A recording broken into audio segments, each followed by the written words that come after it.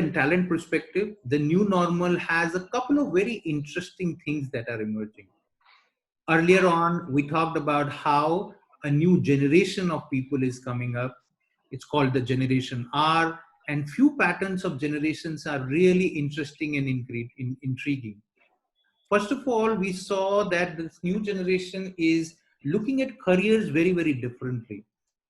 They are looking at learning new things. In fact, 56% of the people have learned new things during this lockdown situation, and therefore they are getting open to the idea of trying out new roles, new careers, things that they have never done before. The other interesting aspect is this whole thing around mobility. We are talking about working from home. A lot of people got this experience for the first time, and whether we like it or we don't, the world is now addicted to this. Of course, it has multiple disadvantages, but when you look at the painful commutes and the other things associated with the traditional going to office and coming back, the trade-off for now seems to be towards a preference of flexi working. And I think mobility and flexi working have acquired a very different meaning.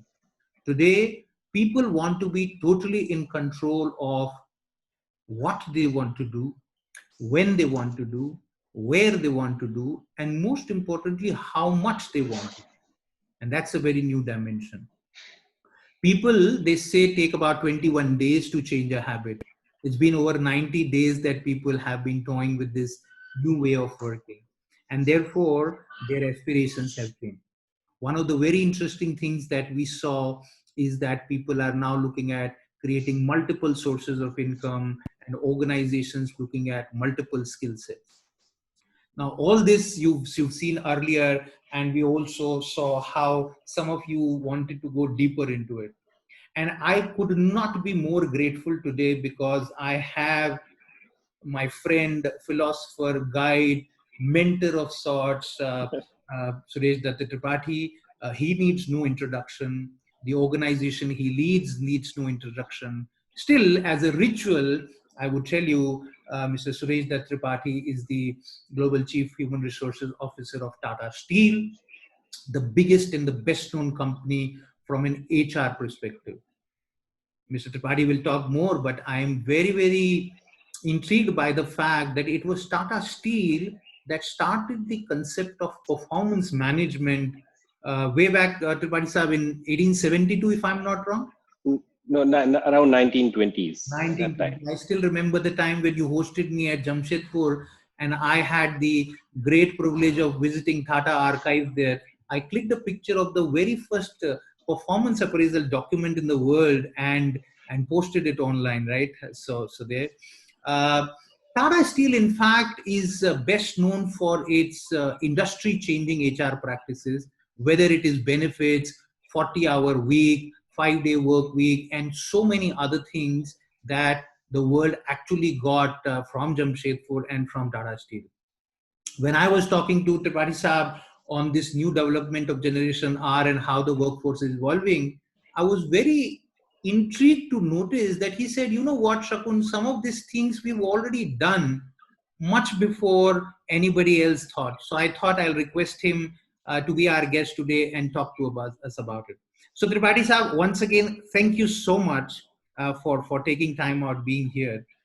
Pleasure. Thank you. What are your high-level views of the things, the way they are evolving and these changing? What do you think where we are headed from a talent and from an HR perspective? Yeah, so first of all, thank you, Shaakun. Thanks a lot for giving me this opportunity of speaking to you and through you, maybe another set of people. It's a nice, I would say, initiative that you have taken. I think it'll be very nice for all the professionals. So thank you for inviting me here. So going back to your question about what is going to change, as you rightly said in the beginning, that work, workplace, and workforce, all the three are undergoing the same kind of experience of the environmental change which are happening in the business environment. Because everything is getting impacted by the same issue of coronavirus. In the process, many people, many organizations have taken those steps that were supposed to be future. So the future is here, actually. It has already come. We used to talk about it. Yeah, more flexibility, more mobility, work from home, maybe different kinds of workforce, different structures, more flexible, and all kinds of things we used to talk about it. That is how the future will be. But all this perforce have got implemented now, and hence the tomorrow's requirement will be very different. Things are evolving, and nobody knows what will be the tomorrow's organizations, tomorrow's worker, tomorrow's workforce, tomorrow's workplace. But it's a great opportunity to experiment everything, because nobody knows, and hence you don't know what will actually work. There are some trends, some way of thinking, and creating scenarios, and you can plan it. So if you look at the nature of talent, that's going to change that lifetime employment in an organization, which used to be more from the safety of a employment. And then once you're there, you are in your comfort zone, and hence you continue. And then the organization also takes care. So it was a symbiotic relationship that used to build, and it to pull you through the life. I think that is going to be challenged, and it's going to be changed. Reason being, the opportunities will be plenty for people to see different organizations at the same time. And I think this is an opportunity which, given the nature and characteristics of the new generation, I think they would love to do it, because they are more adventurous. Perhaps they would like to see that variety which is there. So why not? So opportunity provided because of the situation, and they are opportunity seekers who are the new generation, and hence new things will evolve. So, Mr. Tripathi, this is very interesting because you brought out this very interesting paradigm of opportunity seekers, and therefore either the obligation or the opportunity for an organization to provide those opportunities. Now, one of the interesting fact that has come out is a large chunk of working population now wants to have multiple sources of income. At the same time, in most of the countries across Asia Pacific, we are seeing that there are very strict norms around employer-employee relationship, conflict of interest, and most importantly, having a single source of income. How do you think this expectation is evolving? What does it mean for employer-employee relationship? And therefore, what is it that the organizations will need to do? And I know there is a much deeper Tata Steel story, which I ask you in a moment. But tell us at a macro level, what does it mean, and therefore what organizations must do now? Yeah, so I think one trend which is coming is that of specialization. Any organization will not be able to afford all specialists together, because you don't have that much of work, full-time work for all the specialists together. So this is a fact, and that fact can be can be helped by engaging experts for the work that you need them for. And hence this also provides an opportunity of creating that flexible way of people.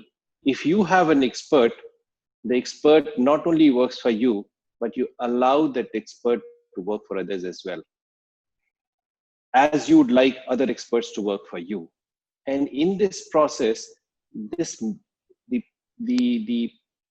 the practice that we had, the norm that we have, that if you are an employee, that you can't work for another organization, I think that has to go.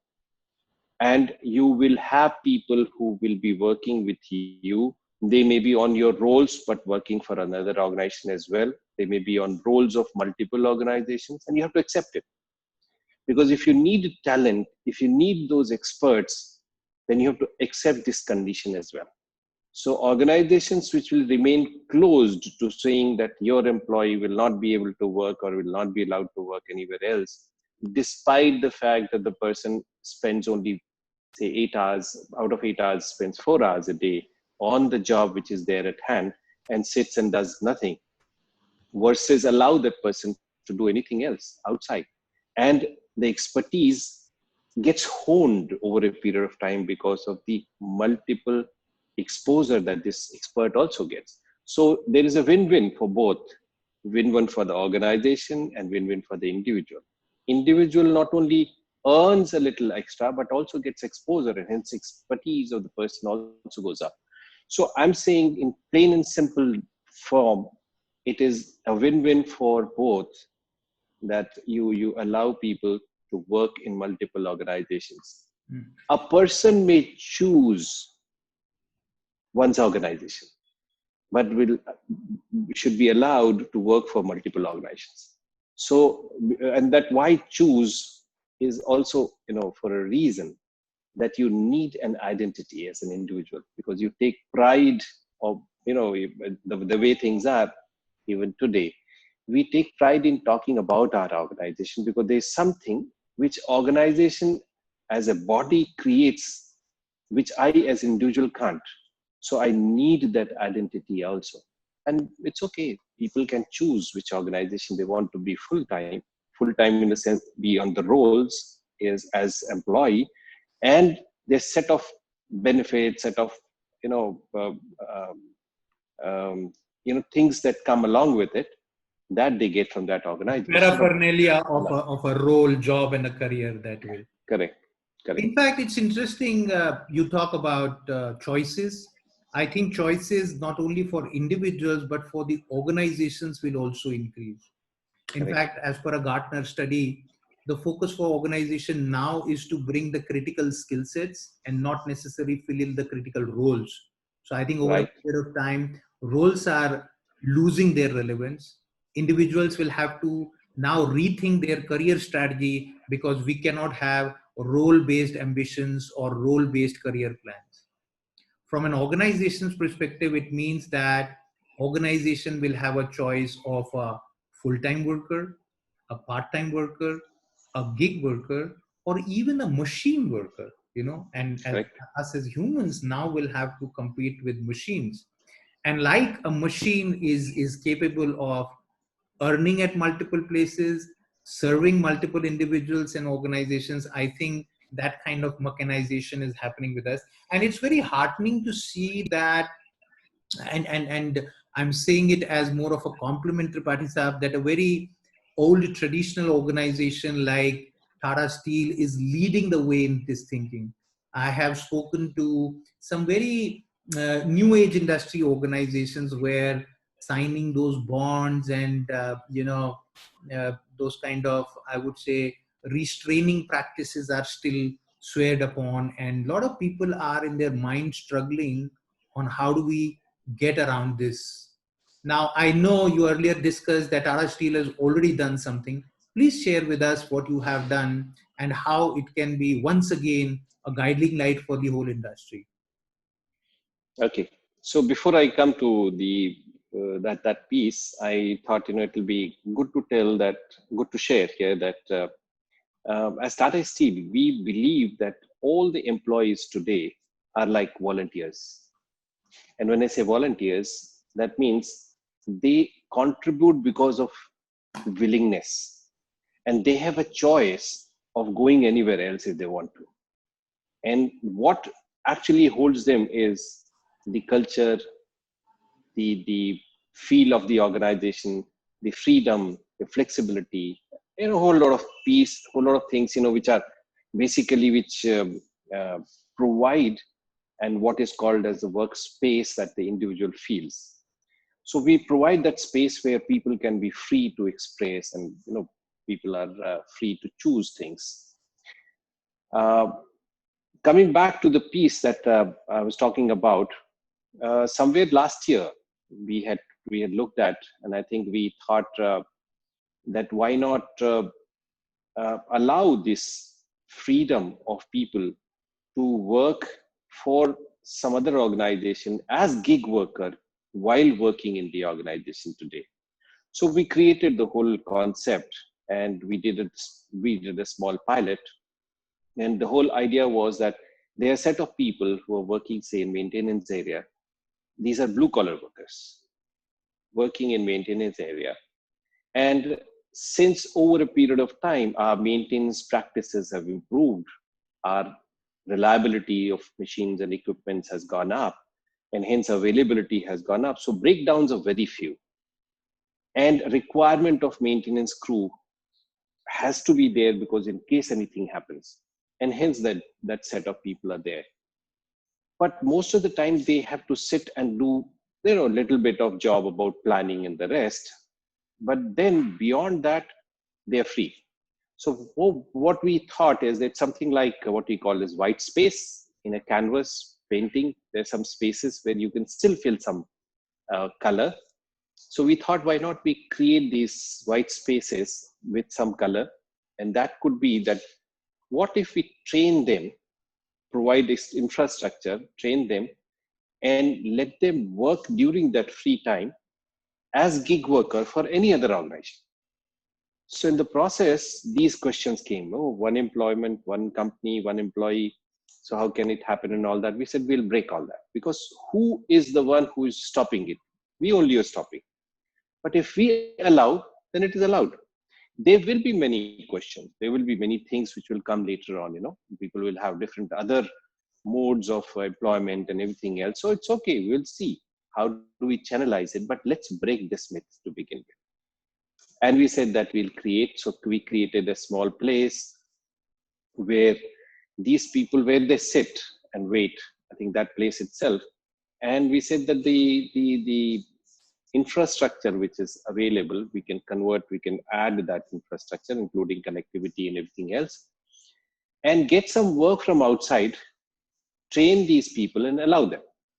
So if they can work for 2 hours, 3 hours during that period when they're free, they get trained in something which is different.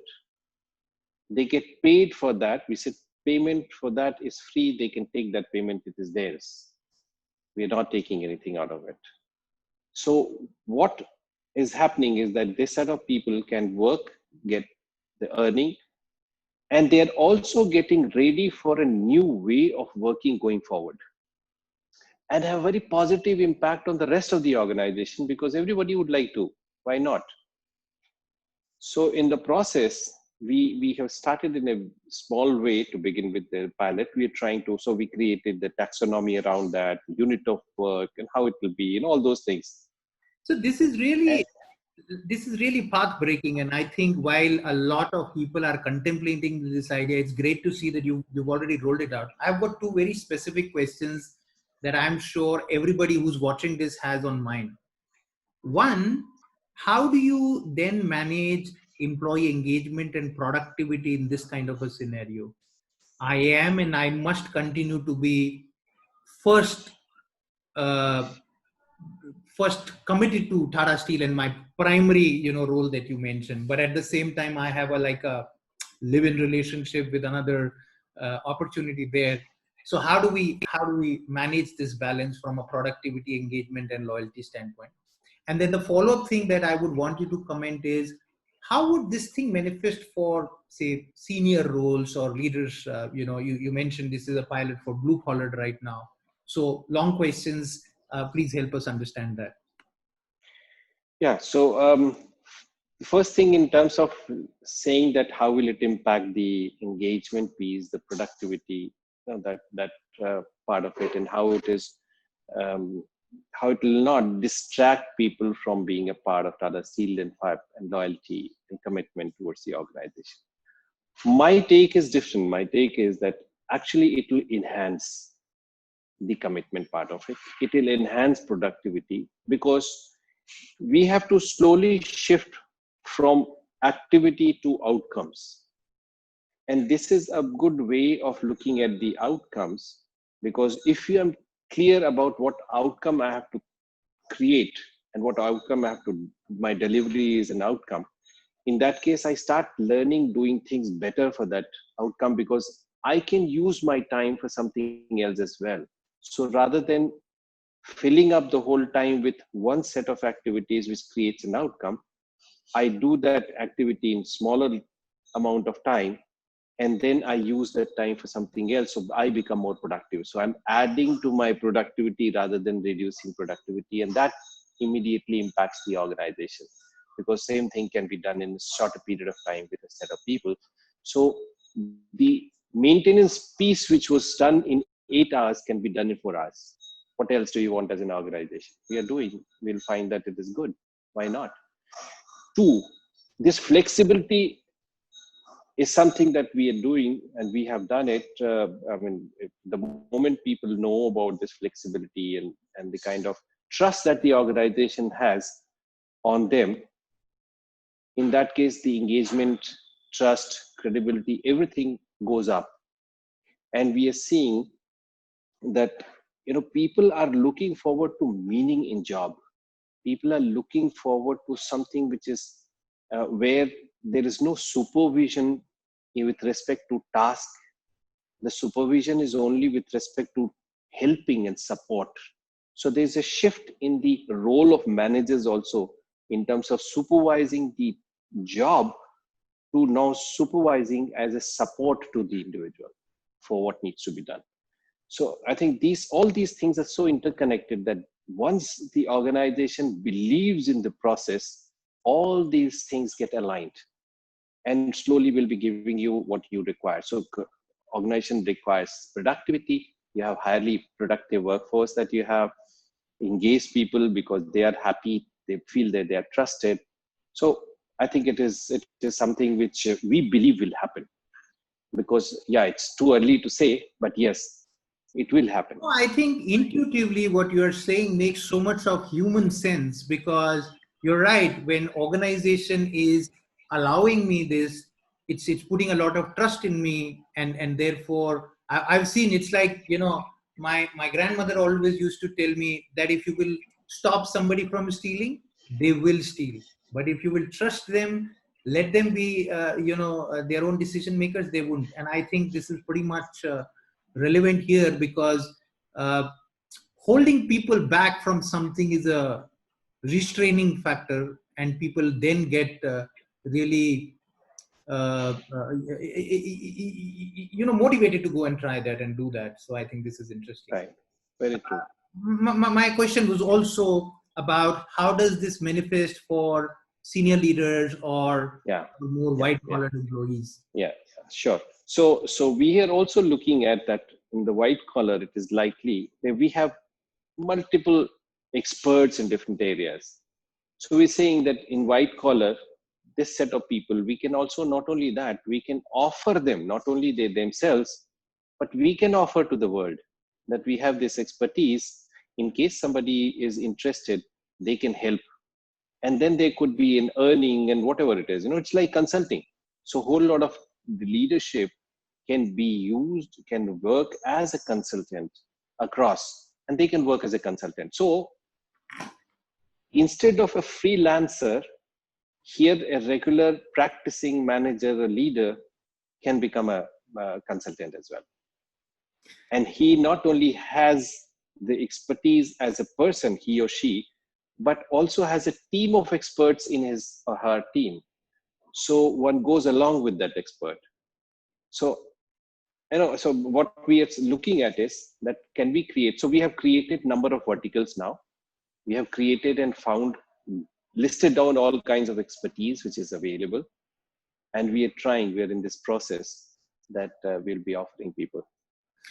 This is very interesting, and in fact, scary as well. I've spent a lifetime in consulting industry, and I'm just thinking what it would mean from the consulting industry, which is a multi-billion-dollar industry. It could be a big, but then of course, everything in the end turns out to be very, very positive. Now, Right. before So herein I don't see a conflict with the consulting industry, because it's good for a consulting organization where they can use them also as a consultants. Hmm. So they have larger talent available, larger set of people who may not be on their roles, but they have as an expert which is available. So it's a win-win. So they can become a means of any kind of consulting. So, Tripathi sir, there is one more question that is coming in my mind. which I would request you to answer, is till about a couple of months ago, the world was about talent hoarding. We even have things like bench and hire best people, just keep them locked inside to avoid them going to competition or whatever it is. Talent was that goal. Now, from that kind of a mindset, now you are completely on the different edge where you're saying that, hey, my talent is open for all. How did you create this change in the thinking of the organization? Because I'm sure, like I'm thinking, everybody would think, what would it mean? This is my competitive advantage, and I'm now putting my competitive advantage for everybody to use. So, a few tips from you on how did you manage this change of mindset in the organization? I'm sure at the board level, at your CXO levels, there would have been some interesting conversations. Yes, very right. So I think it's very interesting. Um, See the flexibility which has come in last 3 months with respect to uh, who can work from where. Uh, that is a major opportunity if you look at it and if you use it. Otherwise, a major constraint. So what we looked at and we found that while people can work from home, and this is something which is going to be the new normal, we should also practice this immediately. And as one had never thought that a steel company can be managed from home, and we are managing from home for last 3 months, and it's seamless.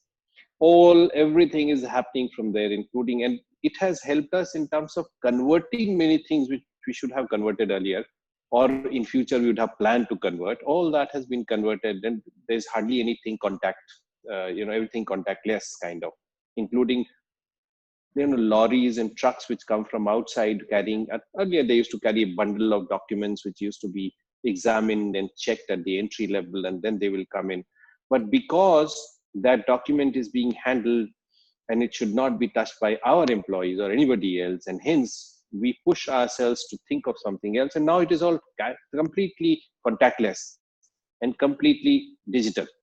So in the process, many of these processes are being done digitally. So then we have also found that the people who are available to us in terms of doing something more than what they were doing earlier.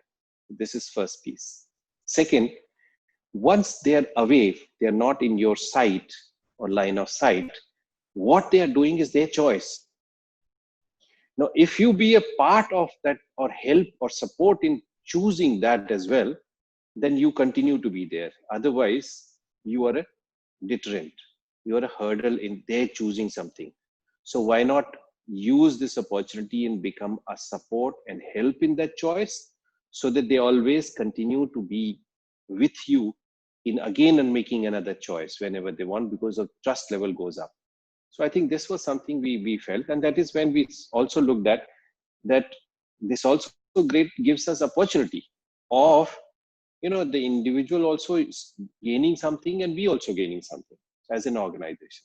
So why not we do it? So we created a project around this, and we started working on it. We're best of people there to look at that, what can be done, who can offer what and things like that, and we have started doing that now.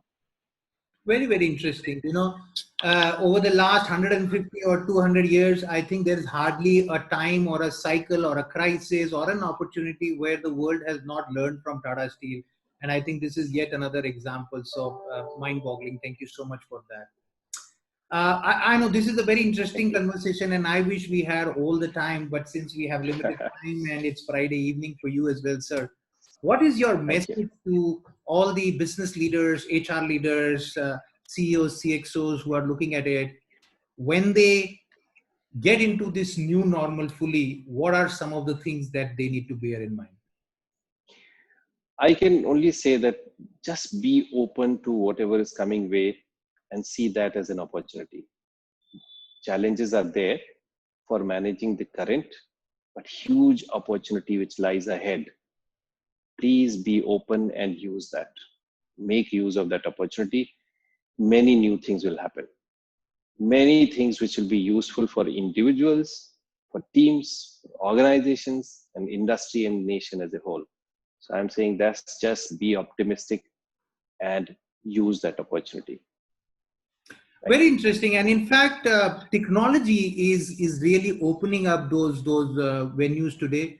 In fact, while you were talking about creating that project and kind of a marketplace, I'm very proud to say that today there are technology platform, Oracle being one of them, where we have introduced the concept of internal talent marketplace, where actually these opportunities can be marketed and people can volunteer for them and do whichever way.